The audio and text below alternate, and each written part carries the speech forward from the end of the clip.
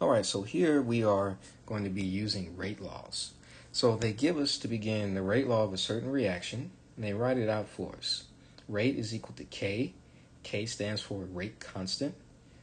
That's constant at a specific temperature for that reaction. It doesn't matter on your concentrations. K is going to be constant as long as the temperature is corresponding to that K. Okay, and then we have nitrogen monoxide and oxygen, molecular oxygen. So they asked us some information about this given rate law for this reaction. They say, what is the reaction order in NO? Well, if I look at the rate law, the superscript tells me the order that a reactant is in. So if I find nitrogen monoxide, here it is, it's got a 2 up here as a superscript. That tells me that this reaction is second order in that reactant. So it'd be 2. Okay. What does second order mean? Well, that means that if I double the concentration of nitrogen monoxide, the reaction rate does not just double, but it quadruples. Okay. What is the reaction order in oxygen? There's no superscript here, so what does that mean? If there's nothing there, it's assumed to be 1. Okay, so that means that the effect that changing the concentration of oxygen has on this reaction rate is if I double the concentration of oxygen, the reaction rate doubles. If I quadruple the concentration of oxygen, the reaction rate quadruples. Okay. What is the reaction order overall? Well, if I know the order of each of the reactants, then the overall reaction order is just going to be the sum of the individual reaction orders. So that will be third order overall. Then they ask some more information. Here they say at a certain concentration of NO and O2, the initial rate of a reaction is 27 molarity per second. What would the initial rate of the reaction be if the concentration of NO were halved? Round your answer to 3 significant digits. All right, so I'll explain this the short way, and then I'll actually work out how we can determine this mathematically and prove our initial answer. Okay, so the short way is this. We already know that the order that this reactant, nitrogen monoxide, is in, it's in the second order for this reaction. That means if I double it, the reaction rate not only just doubles, but quadruples. Okay? So here they say, they give us the initial rate, 27 molarity per second. And they say, what would the initial rate of the reaction be if the concentration of NO were halved? Well, what does halving something mean? If I halve something, like say I have 20 and I halve it, what do? I divide it by 2, then it'd be 10. If I want to have 10 divided by 2, it becomes 5. Okay? So the initial rate is 27. Well, NO is in the second order. So if I halve the concentration of NO by dividing it by 2, what happens to the rate? The rate doesn't just halve, but it is decreased by a factor of not just 2, but 4. Right, because NO is in the second order. So I don't just divide the new rate by 2, I have to divide it by double 4, okay? And that's because of the order that NO is in. Now, if they were referring to oxygen and I half the concentration of oxygen, then the rate of the reaction would just be halved because oxygen is in the first order, but nitrogen monoxide is in the second order. So I need to take this rate and not just divide it by 2, but I need to divide it by 4. So 27 divided by 4 is 6.75 in the units per second. So this would be 6.75, and here are my units. Now, if I want to prove that, I've worked out the proof here. So we're going to have 2 separate rates, right? Here's our first rate. Okay, this is the first initial rate they give us. And what is rate equal to? Well, we have the rate law. Rate of reaction is equal to the rate constant, K, times the concentration of our reactant NO raised to the second power times the concentration of oxygen. Okay, the new rate is going to be equal to the same thing. The only thing different is going to be the concentrations, right? Because we have this. Okay, so as I continue to work down, let's move down. Let's fill in this first line. I know the initial rate. The first rate given is 27 molarity per second, and they give us the rate law. And let's just come up with some arbitrary concentrations. Okay, so let's say initially we've got a concentration of 10 molar for the nitrogen monoxide. I raise that to the second power, and initially I've got a concentration of 10 molar oxygen. Well, for the new initial rate, which is rate 2, the rate law for that would be set up the same as our first.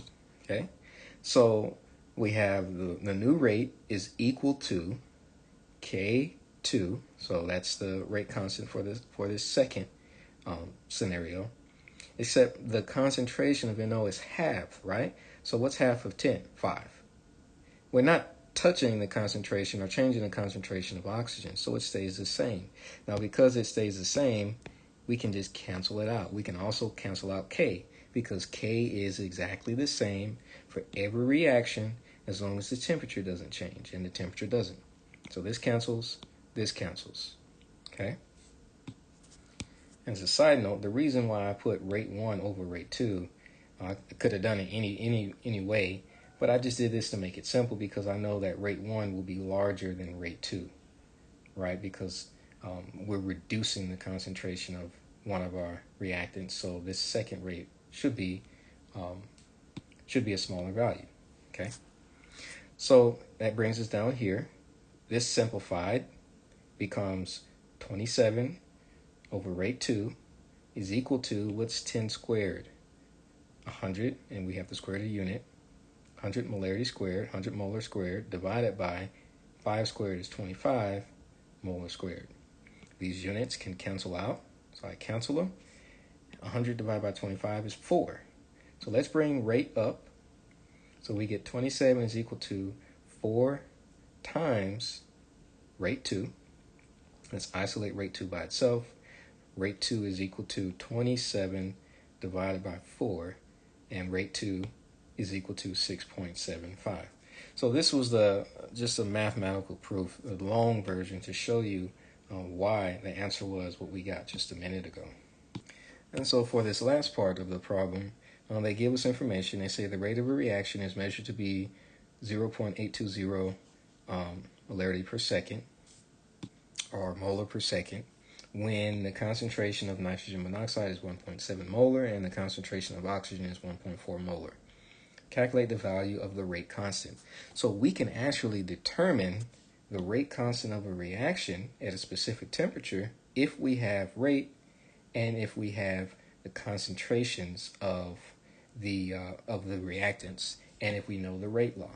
Okay, now all of this information is determined experimentally. We have to get this from data, and they have done the experiment to gather this data. Okay, so they have the concentration of this, it's 1.7 molar. They have the concentration of this, and we know the rate of the reaction at these concentrations, and we know the rate law. So what we're going to do is solve for what they're trying to get us to find. They want us to find the rate constant, K. So how do I find K? Well, let's rearrange this equation. K is going to be equal to, how can I isolate K by itself? I divide both sides by this. So K is going to be equal to rate divided by the concentration of nitrogen monoxide to the second power divided by the concentration of, multiplied by the concentration of oxygen. So K is equal to, what is the rate? The rate is 0.820. 0.820 molar per second. What is the concentration of nitrogen monoxide? 1.7 molar, and oxygen is 1.4. So 1.7 molar squared times 1.4 molar. K is going to be equal to 0.820, and I keep my units, divided by, so 1.7 squared is 2.89. Now, just because I have this here, I also have to square my unit. This becomes molar squared times 1.4 molar. Okay? So, let's do this function on the bottom. 2.89 times 1.4. This becomes 0.820 divided by 4.046. This becomes molar to the third power. Okay, so m to the third power. Why? Here I have m squared. I'm multiplying it by m. So m to the third power. So what do I get for k? K is equal to, if I take my calculator, 0.820 divided by 4.046, I get 0.2027. What are my units? Well, here I have m over s divided by m to the third power. So my units are going to be m to the minus 2 times seconds to the minus 1. So another way of writing that is, we could also write that as 0.2027 1 over m squared times s. Okay, so this negative power is just telling me that this unit is in the denominator down here. Okay, so I'll just put it to the negative power, and this is probably how you should report it in ALEKS. And let's check the number of significant digits. They want 2, so our answer will be 0.20, and we'll chalk those off. 0.20. And they were nice enough to even tell us what the units of K are. Now, one thing you will notice is that the units of K vary depending on the overall reaction order. Okay? So for this case, the reaction order is third order overall. These are the units for K for third order reaction.